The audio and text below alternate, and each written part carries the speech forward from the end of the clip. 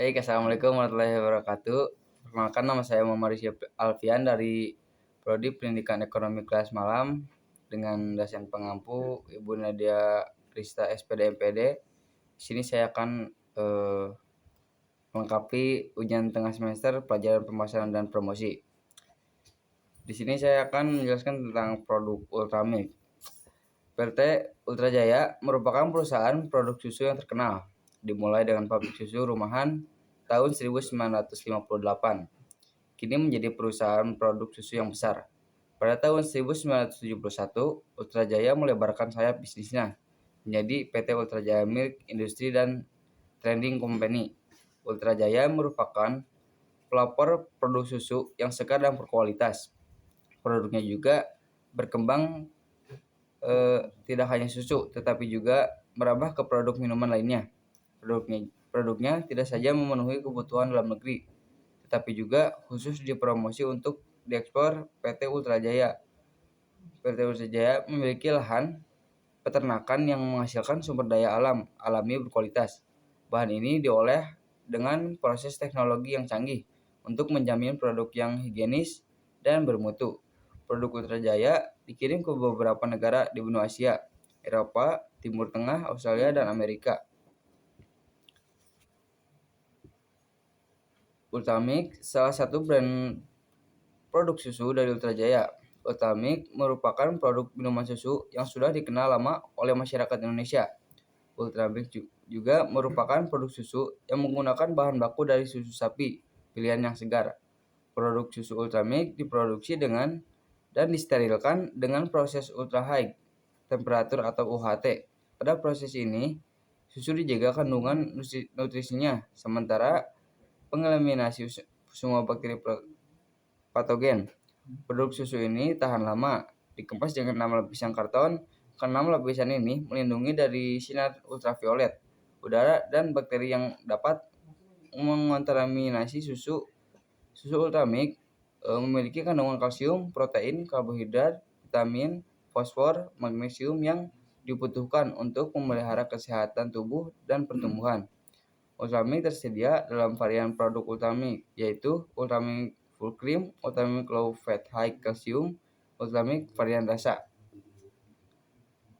Di sini ada analisis segmentasi pasar pada Ultramilk. Yang pertama yaitu segmentasi demografis. Segmentasi demografis konsumen terdiri dari umur, jenis kelamin, pendapatan, agama, status, perkawinan, pendidikan, etnik, dan kebangsaan. Produk Ultramilk ini ditunjukkan kepada seluruh masyarakat, terutama untuk anak-anak dan para remaja, karena usia anak-anak dan remaja pasti sangat menyukai susu untuk menambahkan energi mereka dan beraktivitas. Dan dalam video tersebut juga ditampilkan pada remaja tersebut setelah minum Ultramilk mereka langsung bersemangat. Yang selanjutnya itu segmentasi geografis. Segmentasi geografis antara lain wilayah, ukuran daerah, ukuran kota, dan kepadatan iklim.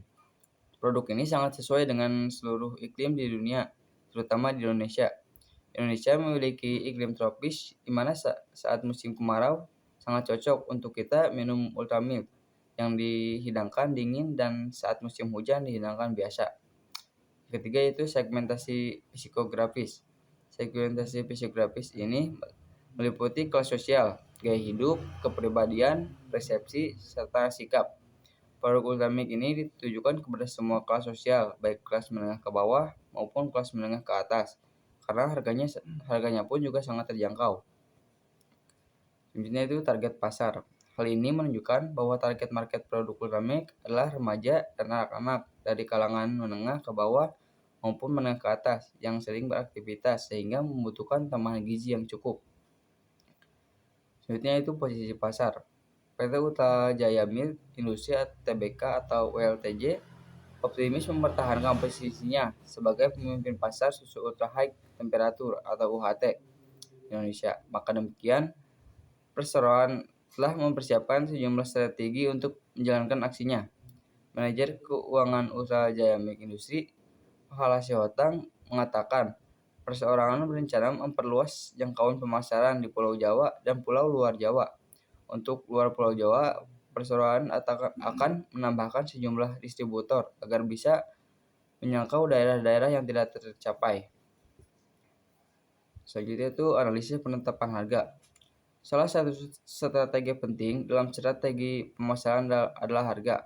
PT Ultra Jaya tidak mencantumkan harga dari produk-produknya dikarenakan harga di pasaran sangat variatif tergantung letak wilayah geografis konsumen dan memiliki latar belakang sosial ekonomi yang berbeda. Atribut harga eceran dikerjakan sudah baik dan harus dipertahankan oleh perusahaan.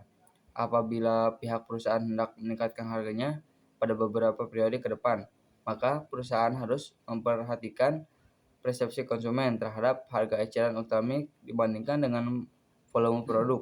Sebab peningkatan harga akan menimbulkan risiko baru, yaitu munculnya biaya yang disebabkan karena kehilangan pelanggan atau karena sifat barang yang elastis. Selanjutnya itu analisis penempatan tempat. PT Ultra Jaya merupakan perusahaan yang sudah sangat besar saat ini. Produk-produknya juga sudah tersebar di seluruh Indonesia, bahkan hingga mancanegara. Produk Ultramilk dapat ditemukan di supermarket, minimarket, toko-toko, tetapi keadaan saluran distribusi belum terlalu baik sampai ke pelosok. Salah satunya di warung-warung kecil Ultramilk masih sulit ditemukan. Dari hasil wawancara yang dilakukan kepada responden, terlihat bahwa kelompok responden paling banyak melakukan pembelian Ultramilk di supermarket. Urutan selanjutnya, responden melakukan pembelian di warung-warung, sementara pembelian di pinggir jalan hanya berjumlah sedikit karena distribusi ke pengecer belum terlalu baik. Selanjutnya itu kemasan dan desain. Secara khusus, produk Ultramilk memiliki kemasan aseptik yang terdiri dari 6 lapisan karton yang terdiri dari lapisan aluminium foil, poliuretan plastis karena kertas pelindung khusus dari paparan sinar ultraviolet, udara serta bakteri yang kemungkinan besar akan menurunkan kualitas susu, bahkan bisa merusaknya.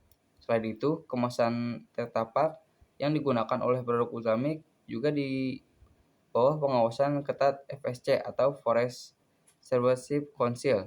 Dengan kata lain, FSC ini akan memberikan pengawasan secara ketat untuk memastikan jika pohon yang digunakan untuk membuat kemasan Tetra Pak berasal dari hutan yang ditanam kembali.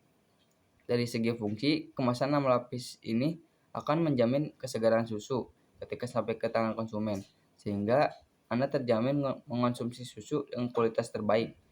Kemasan ini sendiri berfungsi untuk menghalau udara masuk, melindungi susu dari paparan sinar UV, serta melindungi dari masuknya bakteri. Inilah alasan kenapa Ultramilk dalam kemasan bisa tahan lebih lama. Selanjutnya itu strategi pemasaran dan promosi. Promosi sangat penting dalam memperkenalkan produk kepada masyarakat luas. Media promosi yang dapat digunakan untuk promosi antara lain iklan televisi dan radio, isi lebaran, poster, spanduk, plakat maupun pamflet. Keberhasilan iklan yang dilakukan oleh PT Ultra Jaya baru pada tahap konsumen mengetahui keberadaan Ultramilk.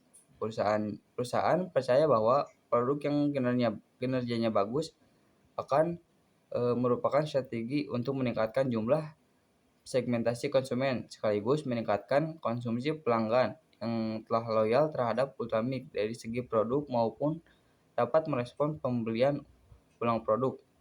Dari hasil wawancara dengan responden, sebagian besar responden mengetahui produk Ultramilk dari iklan di televisi. Hal ini menunjukkan bahwa kegiatan promosi yang dilakukan oleh PT Ultra Jaya melalui iklan dan televisi sudah sangat efektif. Mungkin itu saja yang dapat saya sampaikan. Kurang lebihnya mohon dimaafkan. Wassalamualaikum warahmatullahi wabarakatuh.